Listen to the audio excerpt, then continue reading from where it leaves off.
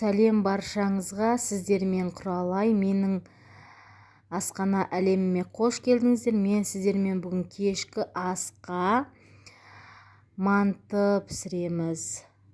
Қамыры жұп-жұқа, өзі сочный. Дәмі деген керемет. Мен мантыны қамырын өте жұқа қылып жайғанды жақсы көрем. Мантының қамыры негізі жұқа болған дұрыс. Міне қараңыздар, сочный, өзі дара-дара болып тұр ішіндегі салмасы. Ал кірісейік. Менің арнама тіркеліп, мені қолдап кетулеріңізді сұраймын. Видеоны аяғына дейін тамашалаңыздар. Алдымен илектен өткізілген ұнымызды алып, тостағымызға саламыз, ортасын ашып аламыз. Алдын ала салқын суға тұзды салып, мен қозғап ертіп қоямын.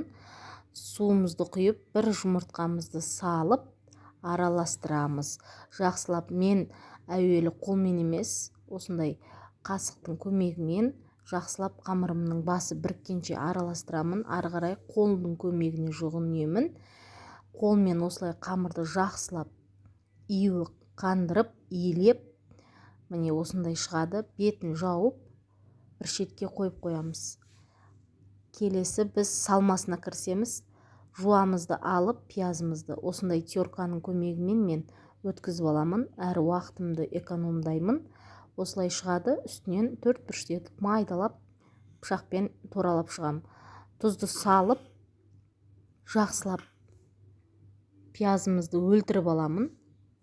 Осылай өлтіріп аламыз. Мыжып. Менде сиырдың еті.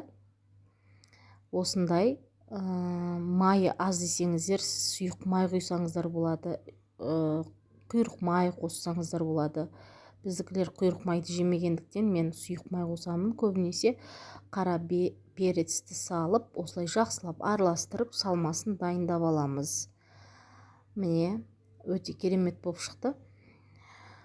Ал енді қамырымызды жаямыз. Июі қанып тұрған қамырымызды алып, үлкен етіп, дөңгелек етіп жайып шығамыз.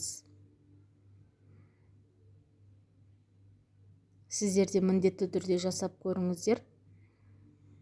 Міне, қамырымыз осындай қағаздай жұп-жұқа болып шықса, қамыр буға піскенде ол 2 есе үлкейеді, ісінеді.